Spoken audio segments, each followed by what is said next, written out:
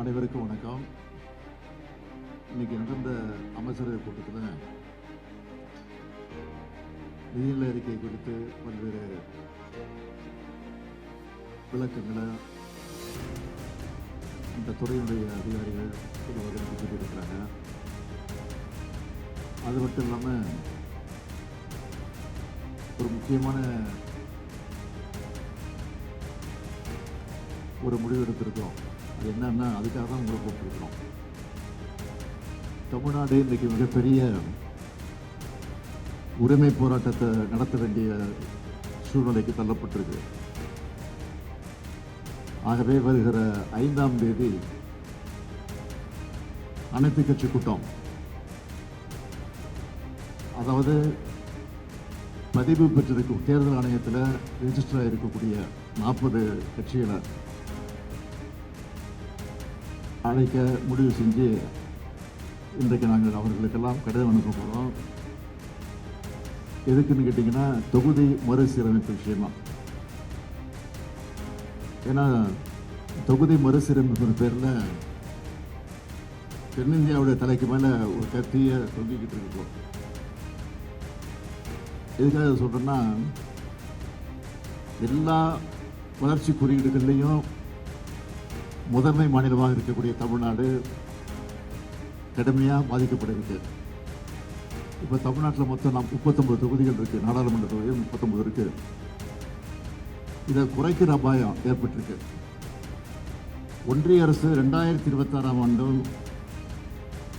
ஆண்டில் மக்களவைத் தொகுதியுடைய எண்ணிக்கையை மறுசீரமைப்பு செய்ய போகிறாங்க. பொதுவாக இதெல்லாம் மக்கள் தொகையை கணக்கிட்டு தான் செய்யப்படுது. மக்கள் தொகை கட்டுப்படுத்தல் என்பது இந்தியா நாட்டுடைய மிக முக்கியமான இலக்கு. அந்த இலக்கை பொறுத்த வரைக்கும் நம்ம தமிழ்நாடு வெற்றி பெற்றிருக்கு. அது எல்லாருக்கும் தெரியும். பல பத்தாண்டுகளாக வெற்றிகரமான குடும்ப கட்டுப்பாடும், பெண்கள் கல்வி மற்றும் சுகாதார முயற்சிகள் மூலம் நாம் இதை சாதிச்சிருக்கிறோம். மக்கள் தொகை குறைவாக இருக்கிற காரணத்தினாலே நாடாளுமன்றத்துக்குடைய எண்ணிக்கையும் குறைக்க வேண்டிய ஒரு சூழ்நிலை ஏற்பட்டிருக்கு.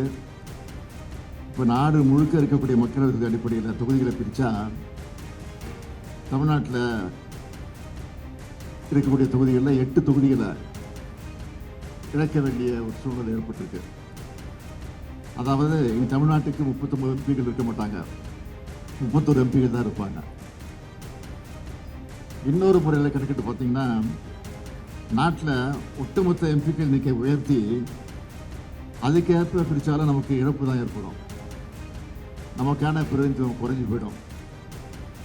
அதிக மக்கள் தொகை கொண்ட மாநிலங்களுக்கு அதிக பிரதிநிதித்துவம் கிடைக்கும். இதனால் தமிழ்நாட்டுடைய குரல் நசுக்கப்படுது. இது வெறும் உறுப்பினுடைய எண்ணிக்கையை பற்றி கவலை மட்டும் இல்லை, நம் மாநிலத்துடைய உரிமையை சார்ந்தது என்பதை நாம் மறந்துடக்கூடாது. தமிழ்நாடு எதிர்கொள்ளவிருக்கக்கூடிய பல முக்கியமான பிரச்சனைகளை தமிழ்நாட்டை பொறுத்த வரைக்கும் அனைத்து அரசியல் கட்சிகள் மற்றும் தலைவர்கள் எல்லாம் ஒன்றிணைந்து முதற்கட்டமாக இந்த கூட்டத்தை ஏற்பாடு செஞ்சுருக்கிறோம். அனைத்து கட்சிகள் எல்லாம் மறந்து, அரசியலெல்லாம் கடந்து இந்த விவகாரத்தில் ஒன்று சேர்ந்து குரல் கொடுக்க வேண்டும் என்று உங்கள் மூலமாக நான் இப்போவே கேட்டுக்கிறேன்.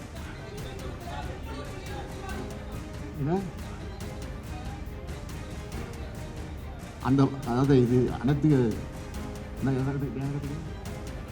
மும்மொழி கொள்கை மட்டும் இல்லை, நீட்டு பிரச்சனை,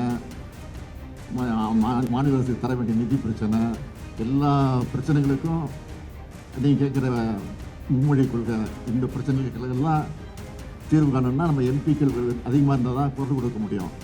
ஆக அதுதான் முக்கியத்துவம். ஆக அதை தான் அடிப்படையை வச்சு தான் கொடுக்கும்.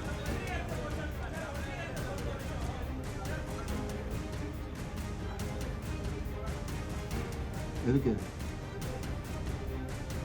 அதுக்கு தொடர்ந்து கொடுத்துக்கிட்டு இருக்கிறோம்.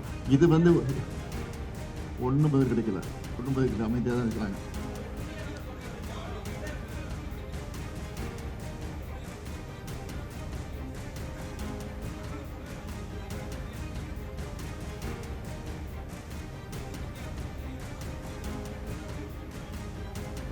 அதிமுக இதில் நிச்சயம் குரல் கொடுப்பாங்கன்னு நம்பிக்கை எங்களுக்கு இருக்கு.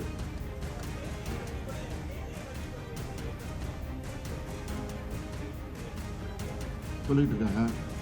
தமிழ்நாட்டை பொறுத்தவரைக்கும் யார் சொல்லுங்க, நிச்சயமா விட்டுடுது. அதுக்கு நாங்கள் தயாராக இருக்கிறோம்.